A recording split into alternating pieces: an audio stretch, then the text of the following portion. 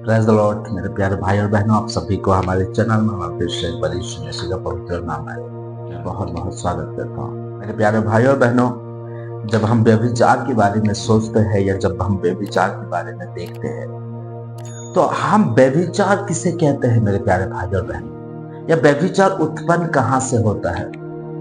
आज की डेट में या आज के इस समय में 95% लोग क्या कर रहे हैं? व्यभिचार कर रहे हैं। कहीं ना कहीं व्यभिचार कर रहे हैं मेरे प्यारे भाई और बहनों। और व्यभिचार की आत्मा इस लेवल से, इस तरह से लोगों के अंदर काम कर रहा है, आप सोच भी नहीं सकते हो। Praise the Lord। आप अगर किसी एक इंसान को अगर कहोगे कि भाई थोड़ा प्रार्थना करो या बाइबल पढ़ो, नहीं, वो लोग बाइबल नहीं पढ़ पाएंगे, लोग प्रार्थना नहीं कर पाएंगे। लेकिन मेरे प्यारे भाई और बहनों, जो लोग ये बाइबल नहीं पढ़ पाते हैं और प्रार्थना नहीं कर पाते हैं, उन लोगों को किसी बॉयफ्रेंड गर्लफ्रेंड से आप अगर बात करने के लिए कहोगे तो वो लोग घंटा घंटा बात करेंगे, क्योंकि उनको बोरिंग नहीं लगता। लेकिन परमेश्वर के निकट आना, परमेश्वर के पास आने से उनको बोरिंग लगता है। व्यभिचार की आत्मा को हम कैसा पहचानेंगे? व्यभिचार की आत्मा से हम दूर कैसा रहेंगे?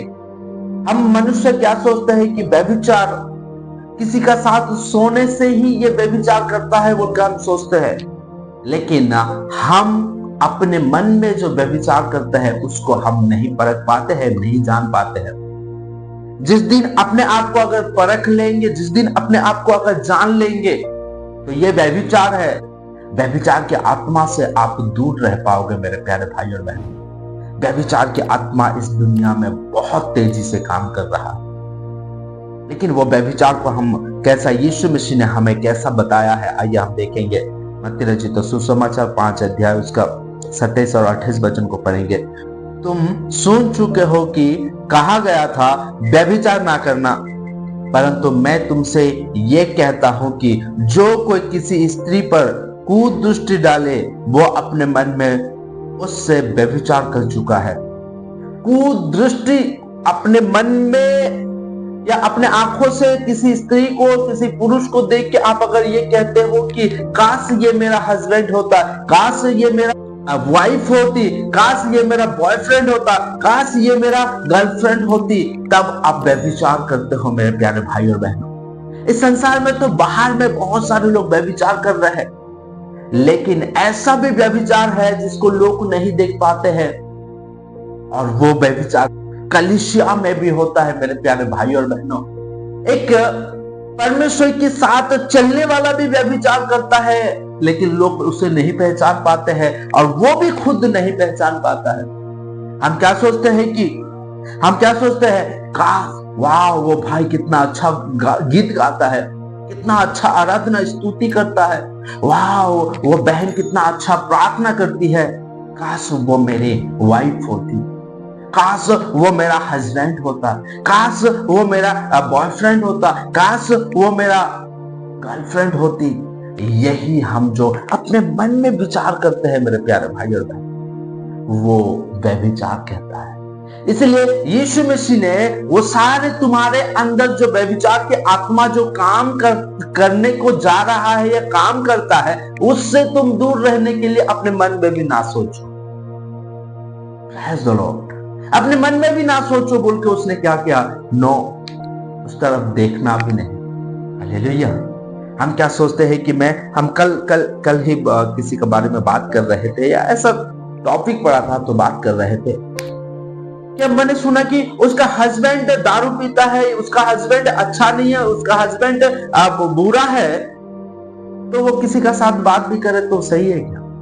अगर किसी इंसान अगर बुरा है, किसी इंसान अगर दारू पीता है, तो उसे छोड़ के किसी और के साथ व्यभिचार करना सही बात है क्या?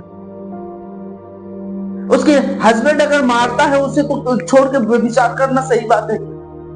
तो पत्नी अगर गलत काम करती है, पत्नी अगर अच्छी नहीं है, तो किसी वो स्त्री को छोड़ के दूसरा स्त्री का साथ बातें करना, व्यभिचार करना, ये सही है क्या?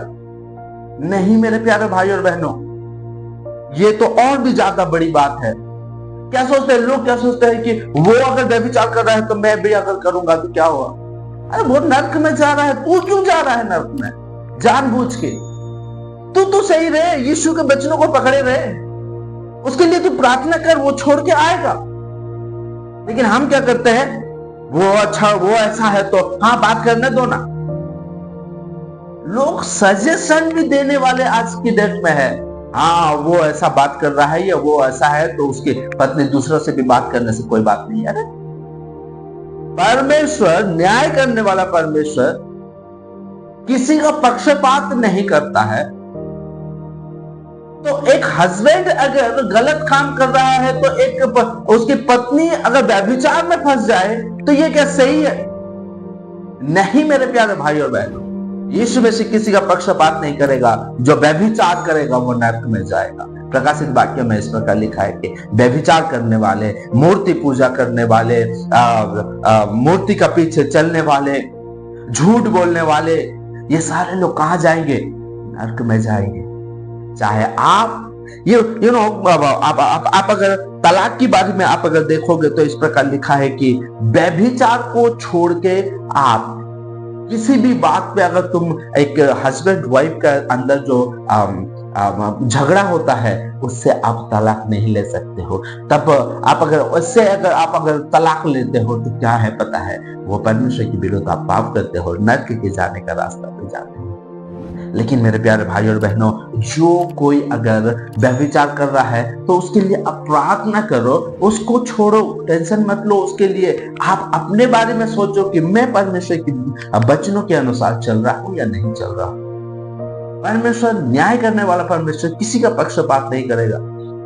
नहीं वो ज्यादा थोड़ा प्रार्थना कर रहा था लेकिन व्यभिचार की आत्मा उसे पकड़ लिया और कुछ टाइम के लिए व्यभिचार कराया तो मैं उसे छोड़ दूंगा? नहीं, व्यभिचार मीन्स व्यभिचार, पाप मीन्स पाप। ऐसा नहीं है कि छोटा सा पाप और बड़ा सा पाप और ये पाप और वो पाप, नहीं। इसलिए मेरे प्यारे भाई और बहनों, जो कोई आप अगर व्यभिचार कर रहे हो तो व्यभिचार को छोड़ो, वो नरक जाने की रास्ता है।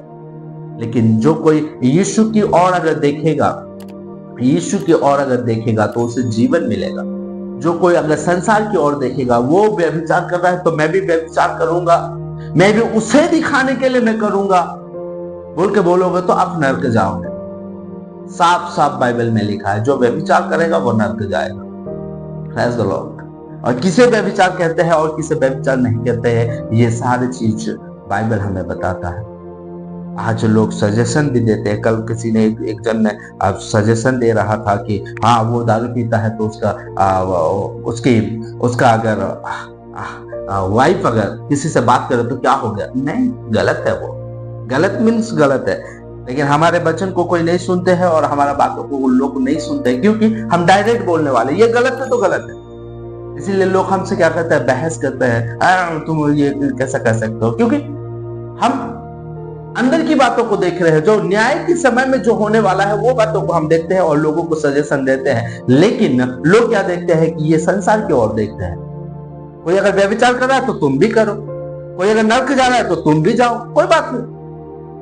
अनंत जीवन, मरने का बाद, यीशु मसीह आने का बाद जो होने वाला है उसके लिए आज हम अपने जीवन को देख के अपने जीवन को सुधारना चाहिए। यीशु मसीह आने का बाद क्या होने वाला है, अगर एक इंसान अगर मर जाने का बाद क्या होने वाला है उसके लिए जीना चाहिए। Praise the Lord. क्योंकि ये जो समय है, ये जो हम जी रहे हैं, ये कुछ पल के लिए ही है। लेकिन इन फ्यूचर में यीशु आने का बाद या हम मर जाने का बाद हमारा जीवन बड़ा है मेरे प्यारे भाई और बहनों। अनंत जीवन है या तो अनंत आग है। गलत काम करोगे, परमेश्वर के विरुद्ध अगर पाप करोगे तो नरक में आपको जाना ही पड़ेगा, कोई आपको बचा नहीं पाएगा। लेकिन आज अगर आप मन फिराते हो और गलत कामों से बचते हो, व्यभिचार से बचते हो, पाप से बचते हो, परमेश्वर के विरुद्ध पाप करने से अगर बचते हो, इस संसार की जो दुष्ट आत्मा है आपके जीवन में जो काम कर रहा है उससे आप अगर परख के आप अगर बचते हो तो नरक जाने से बचो, नहीं तो आपको कोई नहीं बचा पाएगा। ये संसार तो आपको चाहता है कि आप नरक में जाओ। संसार की ओर नहीं मत देखो तो सिर्फ यीशु की ओर देखो। वो आज भी वो जीवित है और वो कहाँ है? स्वर्ग में है। आपको जीवन देने वाला एक ही है, वो है यीशु। मैं नहीं दे सकता, मेरा माँ बाप नहीं दे सकते, मेरे परिवार मुझे नहीं दे सकते, सिर्फ यीशु ही मुझे जीवन दे सकता है। आपको सिर्फ यीशु ही जीवन दे सकता है। इस संसार के कोई भी इंसान पर ट्रस्ट नहीं करना, सिर्फ यीशु के ऊपर ट्रस्ट करना। Praise the Lord. मेरे प्यारे भाई और बहनों, इस संसार के हर एक मोह माया से आप बचे रहो, तब जाकर आप जीवन को पा पाओगे और बहुत आयत से पा पाओगे। आशा करता हूँ कि इस वचन के द्वारा, इस छोटी सी मैसेज के द्वारा परमेश्वर आप सभी को बहुत बहुत आशीषित करें। Praise the Lord.